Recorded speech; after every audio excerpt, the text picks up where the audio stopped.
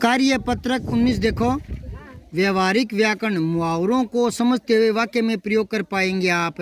ठीक है। मुहावरे क्या होते हैं? भाषा को रोचक बनाते हैं। मुहावरे खुद वाक्यांश होते हैं, उनका अपना कोई अर्थ नहीं होता, वो वाक्य में आ जाते हैं तो एक नया अर्थ दिखाते हैं। नयापन लाने के लिए, आकर्षक भाषा बनाने के लिए, रोचकता लाने के लिए मुहावरों का प्रयोग करते हैं। जैसे अगर हम यूँ कह देंगे कि पुलिस को देखकर चोर भाग गया, तो ये सिंपल साधारण शब्दावली है, साधारण वाक्य है। और हम यूँ कहेंगे कि पुलिस को देखकर चोर 9-2-11 हो गया, तो नयापन आ गया कहने में। जो कहने में नयापन आता है वो इन्हीं वाक्यांशों के कारण आता है, इन्हीं को मुहावरे कहते हैं। ठीक है ना। 4 चांद लगना, 9-2-11 होना, ठीक है ना, नाक में दम करना, इस तरह के वाक्यांश होते हैं मुहावरे। तो अब ये देखो, पहला प्रश्न देखो, सामने दिए गए अर्थ से मुहावरों का मिलान करना है। ये मुहावरा है, ये अर्थ है। तो अंधे की लकड़ी एकमात्र सहारा, नीचे पड़ा है। ठीक है। दबाव दे के जोर से नहीं लिखना, एक तो किताब फटती है और एक बहुत ही गंदा लगता है। पतले पतले मतलब धीरे धीरे लिखना है। ठीक है ना, ज़्यादा दबाव नहीं देना। नाक में दम करना, परेशान करना। अब अगर मैं यूं कहूं कि मोहन मुझे परेशान करता है, तो सिंपल शब्दावली है, साधारण शब्दावली।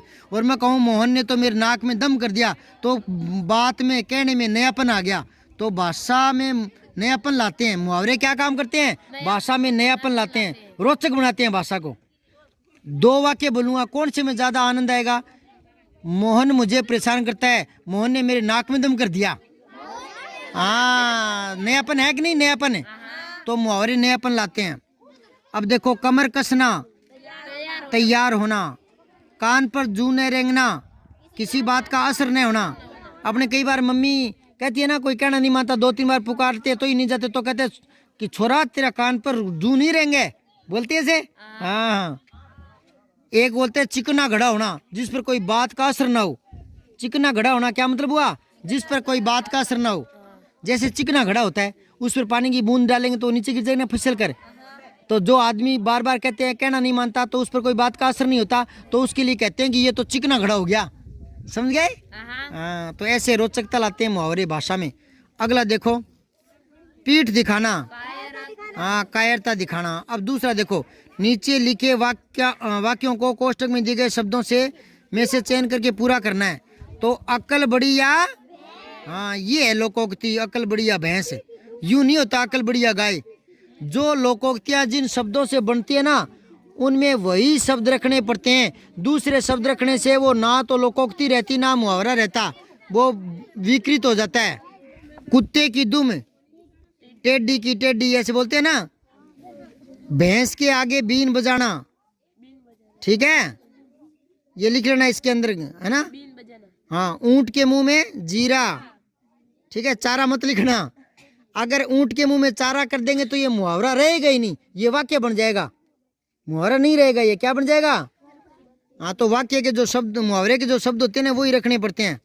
अगर आपने यूं लिख दिया ना, ऊंट के मुंह में चारा, तो ये तो एक वाक्य बन जाएगा, मुहावरा नहीं रहेगा।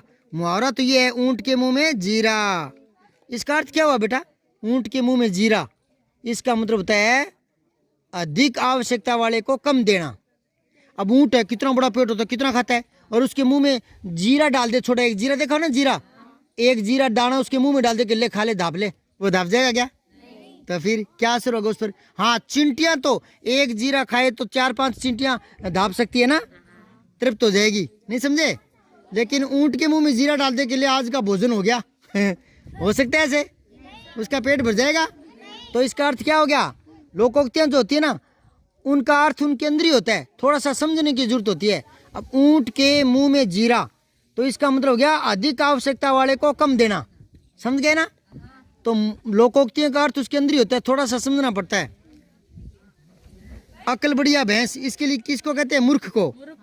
तब ये प्रयोग में लेते हैं। कुत्ते की दुम, जो बात कोई नहीं मानता ना, हमेशा टेढ़ी बात पर अड़ा रहता है, उसको बोलते हैं कुत्ते की दुम, टेढ़ी होना। और भैंस के आगे बीन बजाना, ये होता है कोई बात जो अनसुनी करता है ना, उसके लिए प्रयोग में आता है। भैंस के आगे बीन बजाना, जो अनुभवहीन व्यक्ति है उसको आप कोई भी ज्ञान की बात बताओ वो नहीं सुनेगा, ठीक है ना, कम बुद्धि वाला।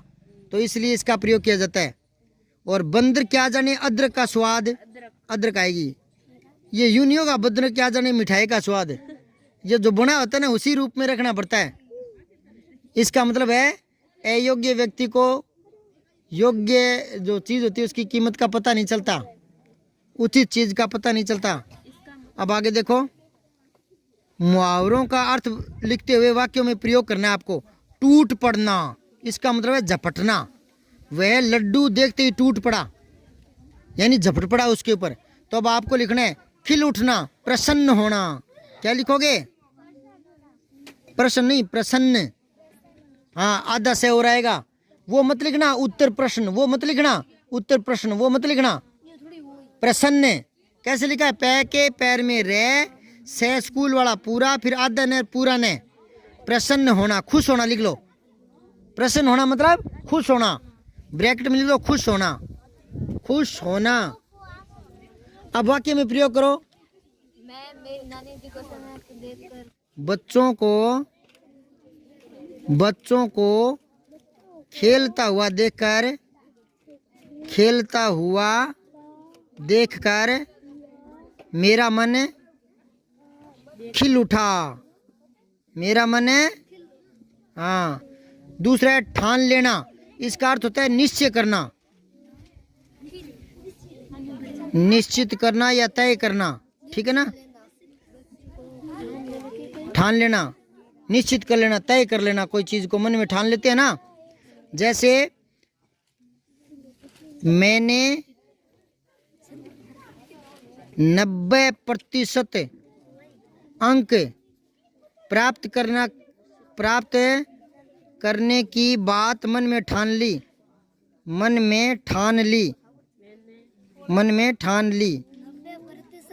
मैंने दौड़ जीतने की मन में ठान ली, कुछ भी वाक्य बना लो भले। मैंने दौड़ जीतने की बात मन में ठान ली। कोई काम करने की मन में तय कर लेते ना, तय करना, तो उसको होता है ठान लेना। ठान लेना मतलब तय कर लेना, निश्चय कर लेना। दंग रह जाना, इसका मतलब है आश्चर्यचकित होना, हैरान होना, ठीक है। इतनी बड़ी इमारत देखकर मैं तो दंग रह गया, इतनी बड़ी इमारत देखकर मैं तो दंग रह गया, ठीक है। अब और देखो, मुंह ताकना, किसी दूसरे की तरफ देखना या दूसरे पर आश्रित होना, किसी दूसरे पर आश्रित होना, मुंह ताकना, समझ गए। अब तू नहीं देखी यहाँ मुंह उठा के क्या गुरुजी का देखती रही, गुरुजी पढ़ाई तो पढ़ा, गुरुजी नहीं पढ़ाई तो बेटा घरे भी पढ़े करो, गुरुजी मुंह ना ताके करो, समझ गए। लिखो, मुंह है ताकने से दौड़ नहीं जीतोगे, मुंह है ताकने से दौड़ नहीं जीतोगे, स्वयं दौड़ना पड़ेगा, ठीक है। आगे पेज पलटो, 20वां देखो। नीचे लिखी कविता को पढ़कर पूछे गए प्रश्नों के उत्तर देने हैं। नाव लहर में मचल रही है, धीरे धीरे उछल रही है, कभी बड़ी तेजी से बढ़ती, कभी कभी वह संभल रही है, चलती जाती दूर दूर तक, बहती जाती दूर दूर तक, नाव हमें लगती है सुंदर, कहीं शहर को निकल रही है। तो ये पहला प्रश्न है, नाव उछल रही है किसमें? लहर में। नाव हमें लगती है सुंदर, नाव कहाँ के लिए निकल रही है? सैर करने के लिए। 2 मात्राएं ऊपर, नीचे लास्ट लाइन है, ये लास्ट लाइन। सैर करने को निकल पड़ी है, सैर करने के लिए निकल पड़ी है,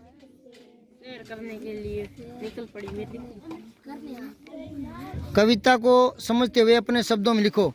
इस कविता में क्या बात है वो आपको लिखनी है, पढ़ के देख लो एक बार और क्या क्या बातें हैं।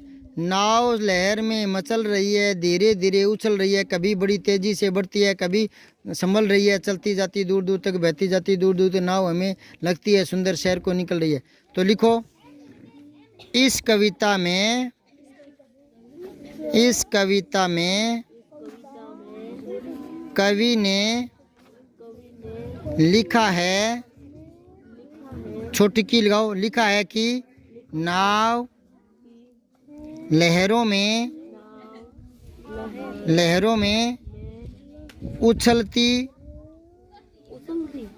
उछलती हुई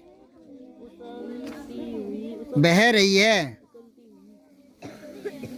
और बहुत सुंदर लग रही है, सुंदर लग रही है।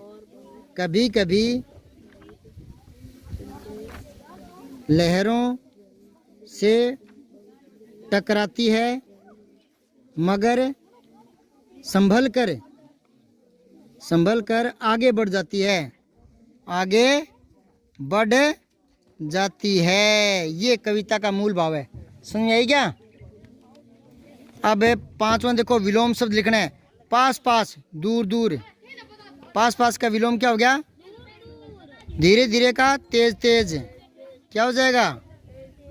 हाँ, कभी कभी, कभी कभी का होता है हमेशा। बड़ी बड़ी, छोटी छोटी। ठीक है। सुंदर का गंदी।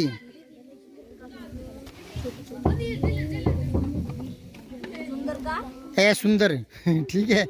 चलते चलते, बैठे बैठे या रुके रुके, बैठे बैठे या खड़े खड़े या रुके रुके, रुके रुके। ठीक है। अब ये आकलन 2 करेंगे कल।